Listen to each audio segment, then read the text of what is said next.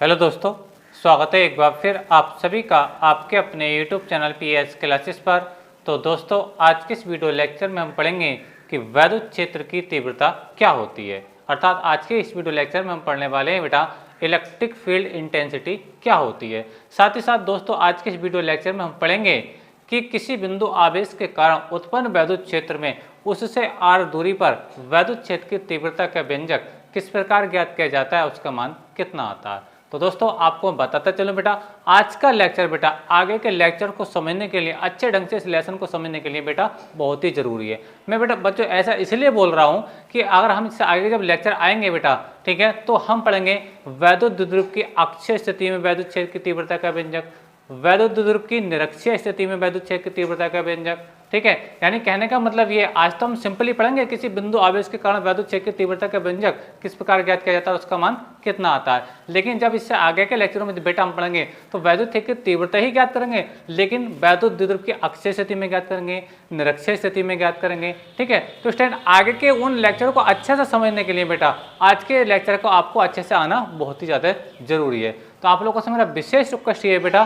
कि अगर आप लेसन को अच्छे से कवर करना चाहते हैं बेटा, अच्छे से इसका नोट्स बनाना चाहते हैं, अच्छे से इसको समझना चाहते हैं बेटा, तो आज का लेक्चर बिल्कुल भी मिस ना करें बेटा। आज के लेक्चर को बिल्कुल पूरे सीक्वेंस में देखें, तसल्ली के साथ देखें बेटा, पूरी बारीकी को समझें बेटा, क्योंकि आगे के लेक्चर जितने भी आने वाले बेटा वो वैद्युत क्षेत्र की तीव्रता से ज़्यादा ही कनेक्टेड रहेंगे, अर्थात ज़्यादा ही इससे बेस्ड रहेंगे स्टूडेंट। ठीक है, तो देखिए आप लोगों से मेरा हमेशा की तरह एक ही रिक्वेस्ट है बेटा कि यदि आप लोग अभी तक अपना कॉपी पेन लेकर के नहीं बैठे बेटा, तो आपसे मैं विशेष रिक्वेस्ट ये करूंगा कि अभी अपना कॉपी पेन लेकर के बैठ जाइए और मेरे साथ अपना नोट्स बनाना शुरू कर दीजिए। देखिए, अगर आप देखिए नोट्स बनाते हैं स्टूडेंट, ठीक है, तो ये नोट्स जो आप बना रहे हैं बेटा, ये आपके एग्जाम टाइम में बेटा बहुत बड़ा वरदान सिद्ध होगा, जिसका आपको अभी तजुर्बा भी शायद नहीं होगा स्टूडेंट। ठीक है, इसलिए मैं आपसे विशेष रिक्वेस्ट ये करूँगा कि मैं देखिए आपको पहले से ही पता चला रहा हूँ कि मैं 12th क्लास फिजिक्स का जितना भी जिंदा का मतलब A to Z सिलेबस है, NCERT का जितना भी सिलेबस है बेटा, इसी तरीके से जैसे कि आप स्क्रीन पर देख रहे हैं A to Z नोट्स बना करके कराऊंगा। ठीक है, ताकि आपको पढ़ने में कोई दिक्कत ना आए स्टूडेंट। ठीक है, चाहे उसका आर्टिकल्स हो, चाहे न्यूमेरिकल्स हो स्टूडेंट, ठीक है, या फिर कोई एग्जाम्पल्स हो। तो मैं आपको बार बार फिर से रिक्वेस्ट ये करूंगा कि देखिए नोट्स जरूर बनाएं।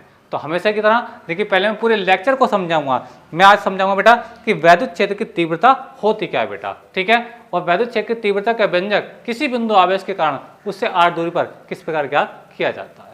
ठीक है, तो देखिए शुरू करते हैं वीडियो लेक्चर को और समझते हैं पूरी बात को। देखिए स्टूडेंट, जैसे कि मैंने आप लोगों को पढ़ाया और आप लोगों ने पढ़ा कि किसी बिंदु आवेश के कारण अगर हम किसी परीक्षण आवेश को रखते हैं, ठीक है, तो वो एक बल का अनुभव करता है जिसे हम वैद्युत बल कहते हैं। ठीक है, कहने का मतलब ये है, अगर कोई आपके पास बिंदु आवेश है, ठीक है, चलिए मैं आपको स्क्रीन पे इसका फील कराता हूँ कि आपसे क्या कहना चाह रहा हूँ स्टूडेंट। ठीक है, देखिए स्टूडेंट, जैसे मान लीजिए ये कोई आपके पास बिंदु आवेश है, ठीक है, क्या बेटा, ये बिंदु आवेश, ठीक है, पॉइंट चार्ज। अभी जब ये बिंदु आवेश स्टैंड, ठीक है, तो इसका कोई अपना वैद्युत क्षेत्र भी होगा, तो चलिए मैं एक इसको ये इस प्रकार से मैं डिनोट कर रहा हूँ कि ये इसका वैद्युत क्षेत्र है। क्या बेटा, ये वैद्युत क्षेत्र है। अब इस वैद्युत क्षेत्र के अंदर अगर मैं किसी परीक्षण आवेश को रख दूं, मान लीजिए मैंने क्यू नोट को रख दिया, ठीक है, जाहिर सी बात आपको मेरी बात समझ में आ रही होगी। तो ये जो परीक्षण आवेश है बेटा, ये वैद्युत क्षेत्र के भीतर है, यानी ये क्या आपका इलेक्ट्रिक फील्ड है। क्या बच्चों, ये आपका इलेक्ट्रिक फील्ड है। ठीक है, तो ये परीक्षण आवेश एक बल का अनुभव करेगा, अगर आपका बिंदु आवेश धनात्मक है, यानी प्लस चार्ज वाला है, यानी प्लस चार्ज है, ठीक है, और आपका जो परीक्षण आवेश है वो भी धनात्मक है, तो दोनों आवेश कैसे हो जाएंगे, ये सजातीय हो जाएंगे बेटा। कैसे हो जाएंगे, सजातीय हो जाएंगे। और जब ये सजातीय आवेश हो जाएंगे बेटा, ठीक है, तो आवेश की ये प्रॉपर्टी होती है, ये गुण होता है कि सजातीय आवेश हमेशा एक दूसरे को प्रतिकर्षित करते हैं, अर्थात एक दूसरे को रिपेल करते हैं। तो यानी ये परीक्षण आवेश एक बल का अनुभव करेगा और वो बल होगा प्रतिकर्षण का, यानी ये बिंदु आवेश के कारण जो वैद्युत क्षेत्र उत्पन्न हुआ है इसके चारों ओर, ठीक है, और इसमें मैं किसी परीक्षण आवेश को रखता हूँ और वो परीक्षण आवेश कैसा बेटा, पॉजिटिव है, तो ये प्रतिकर्षण बल का अनुभव करेगा, अर्थात ये इसको पीछे की ओर धक्का देने का प्रयास करेगा, अर्थात इसको प्रतिकर्षित करने का प्रयास करेगा। उम्मीद है कि मेरी बात आपको समझ में आई होगी। ठीक है, देखिए मैंने आपको कहा कि यदि कोई आपके पास बिंदु आवेश है, ठीक है, अब जब बिंदु आवेश है तो आपने यहाँ पे मान लीजिए मैंने स्क्रीन पर इस पॉइंट पर इसको रख दिया, ठीक है, तो बिंदु आवेश की बेटा ये क्वालिटी होती है, ये विशेषता होती है कि वो अपने चारों ओर क्या करता है, वैद्युत क्षेत्र उत्पन्न कर देता है। अब उस वैद्युत क्षेत्र के अंदर जब हम किसी परीक्षण आवेश को रखते हैं बेटा, तो एक वो बल का अनुभव करता है। ठीक है, अगर परीक्षण आवेश और बिंदु आवेश समान नेचर के हैं, बात समझ में आ रही है, दोनों प्लस के हैं, तो ये क्या होगा, इनमें एक प्रतिकर्षण बल कार्य करेगा। ठीक है, उम्मीद करता हूँ मेरी बात यहाँ तक आपको समझ में आई होगी। अगर मैं इस परीक्षण आवेश को थोड़ा, इस बिंदु आवेश को थोड़ा पास ला करके रख दूँ, मान लीजिए मैं यहाँ पर इसको ला करके रख रहा हूँ, इस परीक्षण आवेश को मान लीजिए पहले वो यहाँ था, ठीक है, आप देख पा रहे होंगे, उम्मीद करता हूँ मेरी बात, पहले यहाँ था और अब कहाँ गया बेटा, यहाँ आ गया, यानी इसके बिल्कुल पास आ गया। अब ये जो जब इसके पास आ गया बेटा, ठीक है, तो अब इस जो परीक्षण आवेश है इस पर और भी ज़्यादा प्रतिकर्षण बल लगेगा। ऐसा क्यों? क्योंकि देखिए डिस्टेंस घट गई, पहले डिस्टेंस कहाँ थी, यहाँ से यहाँ तक डिस्टेंस थी इसकी, लेकिन अब कहाँ डिस्टेंस कम हो गई। और हम जानते हैं बेटा कूलाम के नियम के अनुसार जब दो आवेशों के बीच की दूरी घटती है, ठीक है, तो आपने एक फार्मूला पढ़ा है कि एफ जो प्रोपोर्शनल होता है, एफ क्या होता है, वो आर की क्या होता है बेटा, बर के व्युत्क्रमानुपाती होता है। यानी डिस्टेंस बढ़ने पर क्या होता है बेटा, फोर्स का मान क्या होता है बेटा, बढ़ जाता है। यानी कहने का मतलब है अगर ये दूरी बढ़ेगी, कम हो जाएगी, दूरी अगर ये कम होगी बेटा, दूरी कम होगी तो बल का मान क्या हो जाएगा बेटा, बढ़ जाएगा। अभी मैंने गलती से आपको ऐसे बोल दिया कि दूरी बढ़ने पर बल बढ़ेगा, ऐसा नहीं होता, उसके लिए माफी चाहूंगा।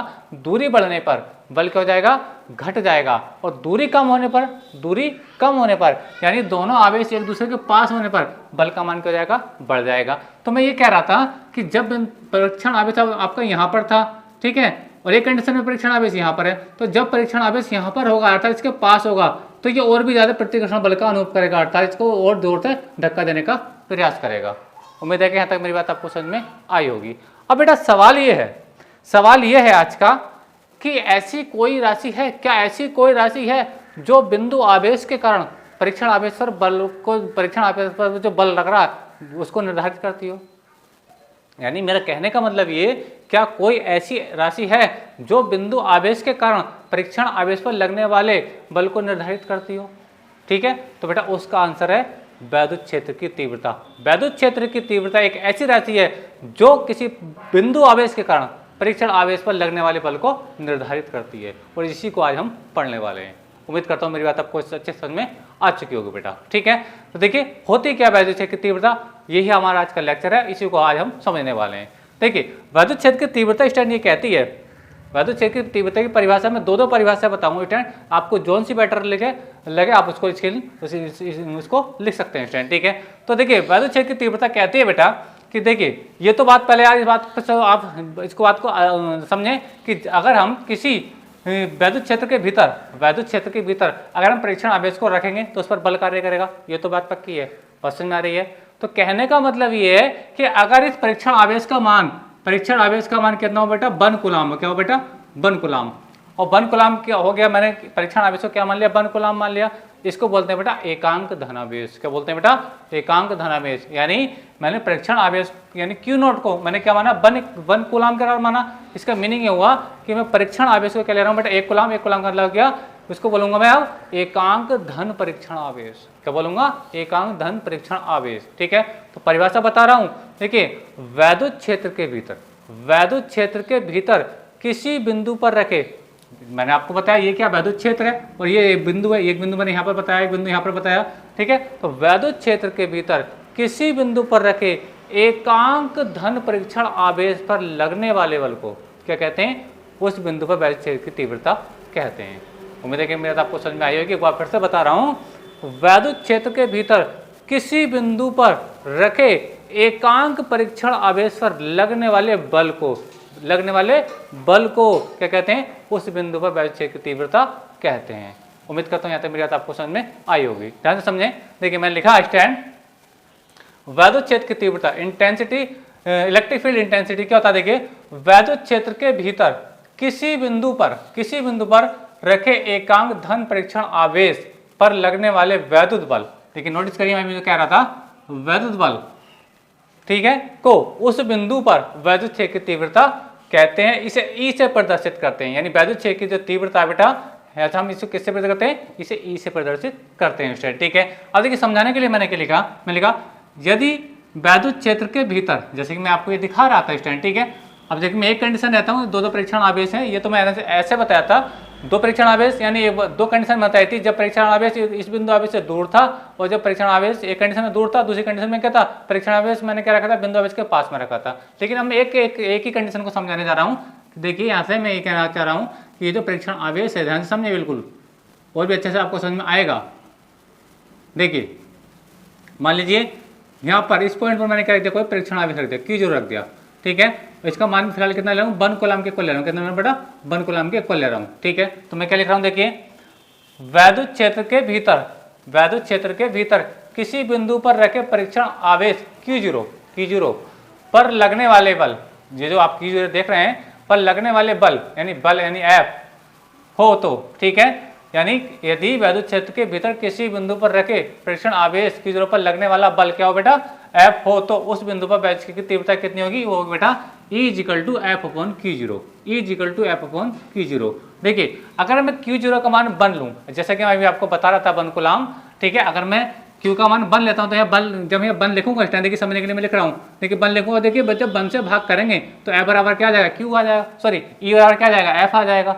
उम्मीद कर रहा हूँ, यानी कहने का मतलब क्या हुआ, यानी एकांक परीक्षण आवेश पर वैद्युत क्षेत्र के भीतर एकांक परीक्षण आवेश पर जो लगने वाला वैद्युत बल होता है वही होता है बेटा, वही उस बिंदु पर वैद्युत क्षेत्र की तीव्रता कहलाता है। उम्मीद करता हूँ मेरा आपको समझ में आई होगी, ठीक है। अगर Q0 का मान 1 नहीं है, 1 से ज्यादा है, बात समझ में आ रही है, अगर परीक्षण आवेश Q0 का मान 1 से ज्यादा है, ठीक है, तो उसको परिभाषित कैसे करेंगे, देखिए बहुत सारी बुकों में ये परिभाषा भी लिखी हुई है, वैद्युत क्षेत्र के भीतर किसी बिंदु पर रखे परीक्षण आवेश पर लगने वाले वैद्युत बल F तथा परीक्षण आवेश के मान के अनुपात को उस बिंदु पर वैद्युत क्षेत्र की तीव्रता कहते हैं, इसे ई से प्रदर्शित करते हैं। तो बहुत से किताबों में इस प्रकार की परिभाषा भी लिखी गई है।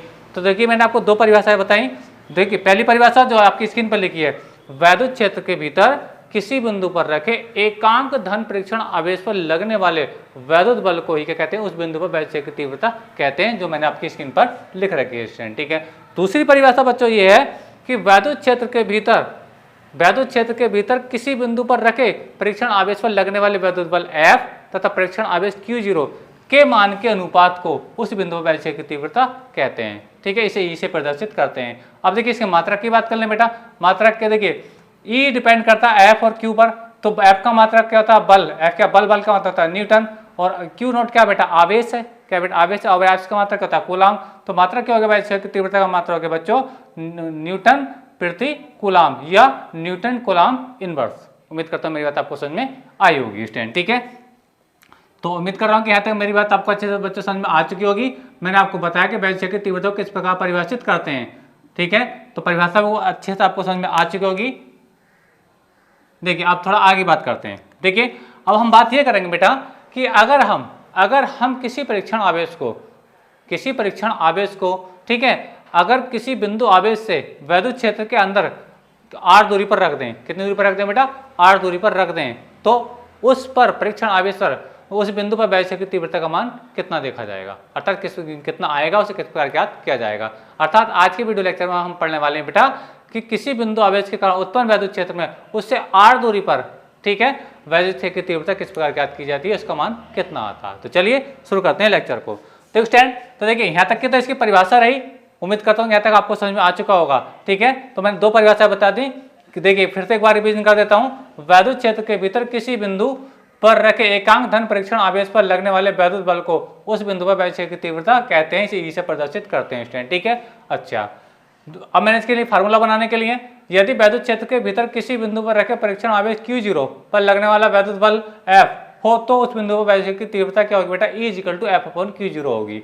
F कहाँ है, F जो है वैद्युत बल है जो परीक्षण आवेश पर लग रहा है स्टूडेंट, ठीक है। अच्छा तो मात्रा इसका देखना चाहें वैद्युत क्षेत्र की तीव्रता क्या हो जाएगा, न्यूटन पर कूलम या न्यूटन कूलम इनवर्स हो जाएगा, ठीक है। अच्छा अब बात करते हैं बेटा कि किसी बिंदु आवेश के कारण, हाँ एक चीज और इसके अंदर रह गई, देखिए वैद्युत क्षेत्र की तीव्रता एक सदिश राशि है, वैद्युत क्षेत्र की तीव्रता एक सदिश राशि है, ठीक है।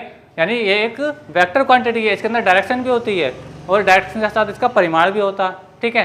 तो उसकी दिशा कैसी होती है उसको मैं आपको बता रहा हूँ। देखिए वैद्युत क्षेत्र की जो दिशा होती है, यानी वैद्युत क्षेत्र की तो तीव्रता है, उसकी जो डायरेक्शन होती है वो हमेशा धन आवेश से दूर की ओर होती है, यानी प्लस आवेश से दूर की ओर होती है। अगर हम माइनस चार्ज के लिए बात करें तो वैद्युत क्षेत्र की दिशा प्लस से तो दूर होती है लेकिन माइनस आवेश की ओर होती है। देखिए समझा रहा हूँ आपको, समझें। यह एक सदिश राशि है, यानी वैद्युत क्षेत्र की तीव्रता एक सदिश राशि है जिसकी दिशा सदैव धन आवेश प्लस Q से दूर की ओर होती है। उसका वेक्टर फॉर्म देखना चाहें, यानी सदिश रूप क्या बेटा, F E vector F upon Q not. जहां पर देखिए ई सदिश राशि है, वेक्टर का साइन आएगा, बल भी एक सदिश राशि है, वेक्टर का साइन आएगा, लेकिन आवेश आपकी अदिश राशि है, उस पर वेक्टर का चिन्ह नहीं आएगा। तो याद रखें वैद्युत क्षेत्र की तीव्रता का जो सदिश रूप होता है E vector F vector upon Q not. ठीक है स्टूडेंट, तो ये बात है इसके वेक्टर फॉर्म की बात। देखिए स्टूडेंट, अब हम ये देखेंगे कि किसी बिंदु आवेश के कारण उत्पन्न वैद्युत क्षेत्र में किसी बिंदु पर वैद्युत क्षेत्र की तीव्रता का व्यंजक इस प्रकार ज्ञात किया जाता है। तो देखिए स्टूडेंट, अब देखिए अब यहाँ तक का आप स्क्रीनशॉट ले लीजिए। ठीक है, अब मैं यहाँ से थोड़ी सी एक लाइन में यहाँ से साफ करने वाला हूँ ताकि मैं डायग्राम बना करके आगे के लेक्चर को आपको समझाऊंगा स्टूडेंट। ठीक है, तो आप इसका स्क्रीनशॉट ले लीजिए ताकि देखिए आपको आगे के लेक्चर अच्छे से समझ में आ सके। चलिए, उम्मीद करता हूँ कि आप स्क्रीनशॉट ले चुके होंगे या वीडियो पॉज करके अपना नोट्स बना लीजिए स्टूडेंट। ठीक है, तो देखिए अब मैं यहाँ से थोड़ा इसको साफ कर रहा हूँ स्टूडेंट। देखिए, तो देखिए स्टूडेंट, अब हम देखेंगे कि किसी बिंदु आवेश के कारण उत्पन्न वैद्युत क्षेत्र में उससे r दूरी पर वैद्युत क्षेत्र की तीव्रता का व्यंजक किस प्रकार ज्ञात किया जाएगा, उसका मान कितना आएगा। तो देखिए स्टूडेंट, मान लीजिए कि ये कोई बिंदु आवेश है, ये कोई बिंदु आवेश है, ठीक है, और मान लीजिए इससे r दूरी पर, इस बिंदु आवेश से r दूरी पर, ठीक है, मैं थोड़ा और इसको अच्छे से लिख देता हूँ। मान लीजिए ये कोई बिंदु आवेश है स्टूडेंट, और इस बिंदु आवेश से मान लीजिए r दूरी पर, कितनी दूरी पर बेटा, ये जो डिस्टेंस है ये कितनी है बेटा, r है, कितनी है r, ठीक है, r दूरी पर मान लीजिए कोई बिंदु क्या है बेटा, p है, क्या है ये p बिंदु, यहाँ पे क्या बिंदु बेटा, p बिंदु है। ठीक है, लेकिन ये जो p बिंदु है बेटा, याद रखें ये जो बिंदु आवेश है q, ठीक है, इस बिंदु आवेश का अपना वैद्युत क्षेत्र होगा। तो ये जो बिंदु P है ये वैद्युत क्षेत्र के अंदर ही है, कहने का मतलब है ये वैद्युत क्षेत्र के अंदर ही है, इससे कंफ्यूजिंग ना रहे स्टूडेंट। देखिए, यानी ये जो बिंदु P है, ये जो बिंदु आवेश Q देख रहे हैं, इसके वैद्युत क्षेत्र में यह है बिंदु P, इससे बाहर नहीं है, इस बात को याद रखते हैं। ठीक है, तो देखिए मैं कह रहा हूँ कि माना कोई बिंदु आवेश प्लस Q है स्टूडेंट, ठीक है, और इससे r दूरी पर कोई बिंदु क्या है, P है, और P कहाँ है बेटा, इस बिंदु आवेश के कारण उत्पन्न वैद्युत क्षेत्र में है। इस बात को आप समझ रहे होंगे। अब मान लीजिए बेटा, देखिए मुझे वैद्युत क्षेत्र की तीव्रता देखनी है, बिंदु P पर कितनी आएगी, बिंदु P पर कितनी आएगी, उसको कैसे देखेंगे। तो देखिए मान लीजिए कि देखिए इस बिंदु P पर कोई परीक्षण आवेश Q0 स्थित है, क्या बेटा, धन परीक्षण आवेश Q0 स्थित है। बात समझ में आ रही है। यानी कहने का मतलब मेरा ये है कि हमने क्या कहा कि एक बिंदु आवेश है प्लस Q, इसके कारण उत्पन्न वैद्युत क्षेत्र हुआ, और वैद्युत क्षेत्र में कोई बिंदु क्या है बेटा, P है। हम P पे ये देखना चाहेंगे कि P पे इंटेंसिटी कितनी होगी, इसी को आज हम देखना चाहेंगे बेटा। ठीक है, अच्छा, अब हम ये मान लेते हैं बेटा कि परीक्षण आवेश, मान लीजिए बिंदु P पर कोई परीक्षण आवेश है Q0 है, और जाहिर सी बात है ये भी आप देखो प्लस का है और ये भी धनावेश प्लस का, तो ये प्रतिकर्षण बल का अनुभव करेगा। यानी इसमें बल की जो डायरेक्शन होगी बेटा, बल की जो डायरेक्शन होगी इन आवेशों को मिलाने वाली रेखा की सीध में होगी, यानी ये बल की डायरेक्शन आ गई, इस ओर को क्या होगा, आपका बल होगा। ठीक है, उम्मीद करता हूँ मेरी बात आपको समझ में आ रही होगी स्टूडेंट। ठीक है, अब देखिए तीव्रता कैसे निकलेगी, अब उसको समझें। तो मैंने ये कहा, देखिए पहले मैंने ये माना ये जो बिंदु आवेश है, ये जो बिंदु आवेश है इसको मैं O नाम देता हूँ, कहाँ रखा है, ये बिंदु O पर रखा है। यानी देखिए मैं प्लस को ऊपर कर देता हूँ और ये मान लीजिए O यहाँ लिख देता हूँ। अब उम्मीद करता हूँ अच्छे समझ में आ रहा होगा। मैंने ये कहा बेटा, देखिए मैंने लिखा वैद्युत क्षेत्र की तीव्रता के लिए सूत्र क्या है, माना एक बिंदु आवेश, माना एक बिंदु आवेश, ठीक है, बिंदु आवेश प्लस Q, ठीक है, परावैद्युतांक, क्या बेटा, परावैद्युतांक K, परावैद्युतांक K वाले माध्यम में बिंदु O पर स्थित है। ठीक है, मैंने ये कहा कि माना कोई बिंदु आवेश प्लस Q परावैद्युतांक K वाले माध्यम में बिंदु O पर स्थित है। परावैद्युतांक वाले माध्यम का मीनिंग बेटा ये है कि ये जो बिंदु आवेश है प्लस Q, ठीक है, यानी या तो कागज के अंदर रखा है, या तेल के अंदर रखा है, मोम के अंदर रखा है, या जल के अंदर रखा है, यानी ऐसे किसी पदार्थ में रखा है, तो इन पदार्थों को बोलते हैं बेटा परावैद्युत पदार्थ। तो मैंने ये माना है कि ये जो बिंदु आवेश प्लस Q है किसी परावैद्युत पदार्थ के अंदर बिंदु O पर रखा है स्टूडेंट। ठीक है, अच्छा देखिए यहाँ पर सुने, बिंदु O पर स्थित है, इस बिंदु आवेश के कारण, इस बिंदु आवेश के कारण उत्पन्न वैद्युत क्षेत्र, मैंने क्या कहा कि ये जो मैं सरफेस आपको ये पूरा एरिया दिखा रहा हूँ, ये क्या है बेटा, आपका इलेक्ट्रिक फील्ड है। क्या ये इलेक्ट्रिक फील्ड है, वही कैसे जनरेट हुआ है, इस बिंदु आवेश के कारण जनरेट हुआ है। उम्मीद करता हूँ मेरी बात आपको समझ में आई होगी। ये क्या बेटा, आपका इलेक्ट्रिक फील्ड है, और ये इलेक्ट्रिक फील्ड किसके कारण उत्पन्न हुआ है, किसके कारण पैदा हुआ है, इस बिंदु आवेश के कारण पैदा हुआ है।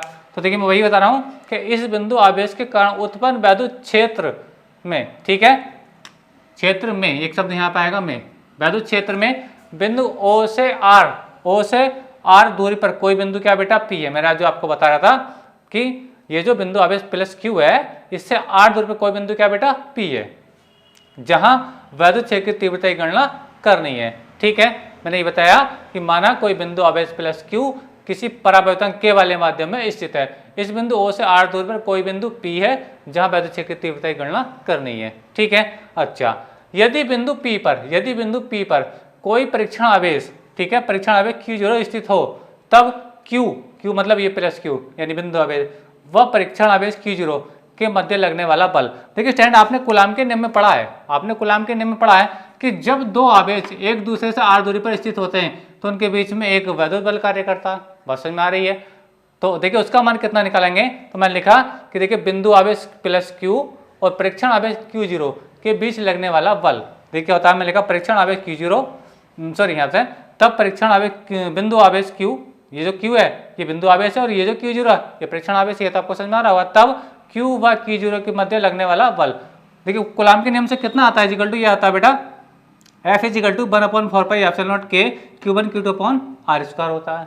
ठीक है, अच्छा अब देखिए स्टैंड, कूलाम का नियम अप्लाई करते हैं आपने, F is equal to 1/4πε0 K Q1 Q0, यानी Q1 की जगह आ गया Q और Q2 की जगह आ गया Q0। बात समझ में आ रही है? यानी Q1 की जगह आ गया Q और Q2 की जगह आ गया Q0। ठीक है, कूलाम के नियम में क्या होता है, Q1 Q2 होता है, लेकिन यहाँ पे Q1 की जगह Q और Q2 की जगह क्या बेटा Q0 है। ठीक है, और बीच की डिस्टेंस तो r है, तो r² तो आपका रहेगा ही। बात समझ में आ रही है? यानी ये तो व्युत्क्रमवर्ग के नियम का पालन करता ही है कूलाम का नियम। तो अच्छा अब आगे देखिए बेटा कि ये जो आप Q0 देख रहे हैं, ये वाला Q0, ठीक है, यानी परीक्षण आवेश, अगर ये मैं इसको लेकर आऊँ, इस साइड में लेकर के आऊँगा तो इसके अपोन में आ जाएगा। उम्मीद करता हूँ मेरी बात आपको समझ में आई होगी। तो देखिए फार्मूला क्या बनेगा, 1/4πε0 K क्या K है माध्यम का परावैद्युतांक। ठीक है, Q, अब देखिए Q रह गया यहाँ पे और r² आ गया ऐसे, लेकिन ये जो Q0 है बेटा, यही Q0 कहाँ आ गया, यहाँ पर आ गया। अब देखिए F/Q0 क्या होता है, F/Q0 होता है E, यानी वैद्युत क्षेत्र की तीव्रता होता है। तो मैंने देखिए यही लिखा, but F/Q0 is equal to क्या होता है, E होता है। ये क्या है, वैद्युत क्षेत्र की तीव्रता की परिभाषा से आप देख सकते हैं। तो देखिए ये क्या बराबर हो जाएगा, ये E के बराबर हो जाएगा, क्या बराबर, देखिए बेटा E हो गया। यानी कहने का मतलब है इस चीज को मैंने क्या लिखा, ये E के बराबर हो गया, E बराबर हो गया 1/4πε0 के Q अपॉन r² हो गया न्यूटन पर कूलाम। ठीक है, अच्छा अगर ये बिंदु आवेश, अभी तो मैंने माना किसी परावैद्युत पदार्थ, यानी ये दोनों, ये जो बिंदु आवेश है किसी परावैद्युत पदार्थ में रखा था, लेकिन अगर मैं ये कहूँ ये किसी, यानी ये निर्वातीय वायु में रखा है, ठीक है, तो निर्वातीय वायु के लिए जो K है इसका मान कितना होता है, 1 होता है। ये मैंने आपको पहले ही पढ़ाया कूलाम के नियम में। देखिए मैंने लिखा निर्वातीय वायु के लिए K का मान कितना होता है बेटा, 1 होता है। ठीक है, तो ये जो आप K देख रहे हैं बेटा, इसकी 1 लिखेंगे, और 1 लिखने का मतलब ये यहाँ से साइलेंट हो जाएगी, 1 को मल्टीप्लाई करा देंगे तो बात समझ आ रही है। तो E इज इक्वल टू आएगा बेटा 1/4πε0 Q upon r² Newton coulomb inverse. तो ये जो सूत्र है बेटा, किसी बिंदु आवेश से r दूरी पर उत्पन्न वैद्युत क्षेत्र में किसी बिंदु पर वैद्युत क्षेत्र की तीव्रता का व्यंजक ये आता है, कितना आता है, 1/4πε0 Q अपॉन r² के बराबर आता है। उम्मीद करता हूँ मेरी बात आपको अच्छे से समझ में आई होगी स्टैंड। ठीक है, तो स्टैंड अगर वीडियो आपको अच्छा लगा और अच्छे से समझ में आया वीडियो, तो बच्चों आप लोगों से मेरा अपनी मेहनत का सिर्फ आप लोगों को इतना सा रिक्वेस्ट है कि प्लीज़ वीडियो को लाइक और शेयर जरूर करें स्टैंड। ठीक है, तो आप देखिए स्टैंड, अब आप इसका स्क्रीनशॉट ले लीजिए और अपने नोट्स में कॉपी कर लीजिए। अगर किसी प्रकार का डाउट आपके माइंड में अभी रह गया है बेटा इस टॉपिक के संबंधित, तो मुझे कमेंट करके जरूर बताइए, मैं उसका समाधान 100% आपको करने के लिए तैयार हूँ स्टैंड। ठीक है, तो आज के वीडियो लेक्चर में हमने देखा कि वैद्युत क्षेत्र की तीव्रता क्या होती है, और वैद्युत क्षेत्र की तीव्रता के लिए किसी बिंदु आवेश के कारण उत्पन्न वैद्युत क्षेत्र में वैद्युत क्षेत्र की तीव्रता का मान कितना निकाला जाता है, उसका भी मैंने आपको मान निकाल करके बताया स्टूडेंट। ठीक है, तो ये डायग्राम बेटा, इस जो मैं यहाँ से तीव्रता के लिए वैद्युत क्षेत्र की तीव्रता के लिए सूत्र आप लगाएंगे बेटा ये, ठीक है, इस डायग्राम को इसके सामने बनाना है। ठीक है, उम्मीद करता हूँ मेरी बात आपको समझ में आई होगी। ठीक है, तो मिलेंगे अगले वीडियो में, तब तक के लिए धन्यवाद।